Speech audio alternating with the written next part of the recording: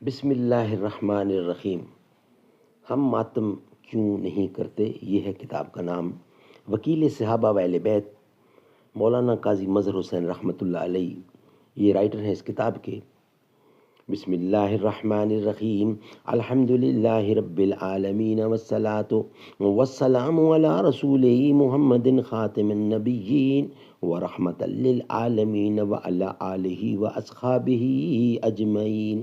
شیان تلگنگ کی طرف سے گزشتہ ایام محرم میں ایک پفرنٹ بنام ہم ماتم کیوں کرتے ہیں شائع کیا گیا، جس میں شاکر صاحب پروفیسر گورنمنٹ کالج تلگنگ نے بھی ان الفاظ میں اس کی تصدیق لکھی ہے کہ یہ رسالہ میں نے مطالعہ کیا اور ہر لحاظ سے موضوع پایا۔ اس پفرنٹ کی ابتدا میں سانحہ کربلا کے تحت یہ دعویٰ کیا گیا ہے کہ ہم اس واقعہ کی یاد تازہ کرنے کے لیے ہر سال ماہ محرم میں ماتم خوانی اور مجالس بپا کرتے ہیں۔ ہمارا یہ عمل قرآن مجید، احادیث شریفہ، سیرت انبیاء اور سیرت اصحاب رسول کی روشنی میں ایک عبادت کا درجہ رکھتا ہے، جس کے لیے چند ایک دلائل مندرجہ ذیل ہیں۔ اس کے بعد مؤلف نے 18 دلائل پیش کیے۔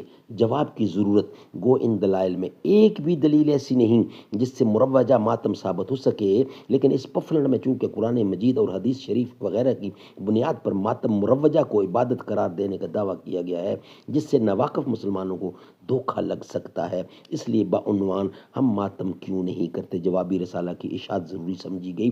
اللہ تعالیٰ تمام اہل اسلام کو رائے حق پر چلنے کی توفیق عطا فرمائے، آمین ثم آمین بجا خاتم النبیین۔ ناظرین، ہم نے 18 دلیلیں سنی اور ایک ایک کا جواب دیا۔ خلاصہ جواب یہ ہے کہ مذکورہ 18 دلائل میں سے کسی ایک دلیل سے بھی مروجہ ماتم ثابت نہیں ہو سکتا، اور اگر یہ ماتم عبادت ہوتا تو اولاً قرآن میں اس کا صریح حکم ہوتا اور ثانیاً احادیث مبارکہ میں اس کی تصریح ہوتی، اور نعوذ باللہ خود رسول اللہ صلی اللہ علیہ وسلم ماتم کی مجالس بپا کرتے، جیسا کہ نماز، روزہ وغیرہ عبادات پہلے خود حضور اکرم صلی اللہ علیہ وسلم نے ادا کی۔ مروجہ ماتم کے ناجائز اور حرام ہونے کے دلائل قرآنی آیات یعنی قرآن مجید میں کتنی آیات ایسی ہیں جن میں ایمان والوں کو صبر کا حکم دیا گیا ہے اور صبر کرنے والوں کو جنت کی بشارت دی گئی ہے۔ مثلا نمبر 1، یا ایھا الذین آمنوا استعینوا بالصبر والصلاۃ ان اللہ مع الصابرین، سورۃ البقرہ نمبر 2 آیت نمبر 153۔ اے ایمان والو، مدد حاصل کرو تم ساتھ صبر اور نماز کے، بے شک اللہ صبر کرنے والوں کے ساتھ ہے۔ نمبر 2، والصابرین فی الباساء والضراء وحین الباس اولئک الذین صدقوا واولئک هم المتقون، سورۃ البقرہ نمبر 2 آیت نمبر 177۔ اور مسلمان وہ ہیں جو سختی، تکلیف اور لڑائی میں صبر کرنے والے ہیں، یہی وہ لوگ ہیں جو سچے ہیں اور یہی متقی ہیں۔ سبحان اللہ، سبحان اللہ۔ اس آیت سے ثابت ہوا کہ صبر کرنے والے سچے اور متقی ہیں۔ یہ کسی جگہ نہیں فرمایا کہ صبر چھوڑنے والے اور سینہ کو بھی کرنے والے سچے اور جنتی ہیں۔ یہ ماتم کرنے والوں کے ساتھ ہے۔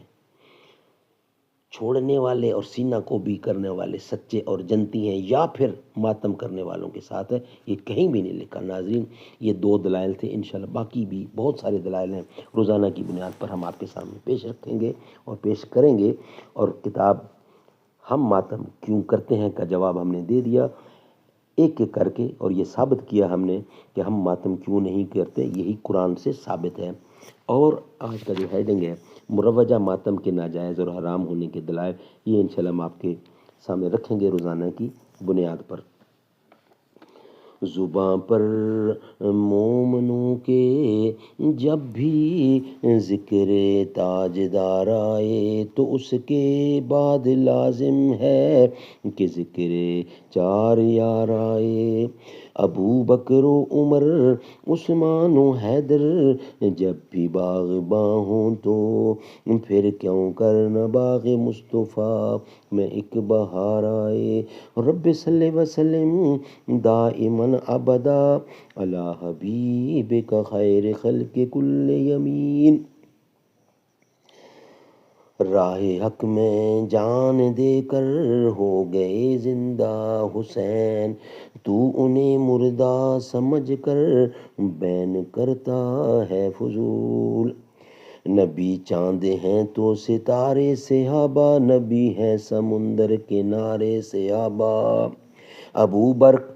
ابو بکر فاروق عثمان و حیدر، وہ محبوب رب کے دلارے صحابہ۔ انس زہد طلحہ بلال و قتادہ، وہ شیر و شکر پیارے پیارے صحابہ۔ ہدایت ملے جن کے پیچھے چلے ہم، ستاروں کی مانند ہے سارے صحابہ۔ ہے گفتار شیریں تو کردار روشن، ہے گفتار شیریں تو کردار روشن، عجب نور کے ہیں منارے صحابہ۔ نہ آنچ آنے دیں ایک صحابی پہ بھی ہم، ہمیں جان سے بڑھ کے پیارے صحابہ۔ محبت کا مفہوم ہم کو سکھایا ہے ہمارے رہبر ہمارے صحابہ۔ ادا کر دیا حق عشق رسالت، کہے عقل حیران وہرے صحابہ۔ ہے سایہ فگن آسمان نبوت، ہے سایہ فگن آسمان نبوت، اثر چاند چارے اثر چاند سورج ستارے صحابہ۔ نبی چاند ہیں تو ستارے صحابہ، نبی ہیں سمندر کنارے صحابہ۔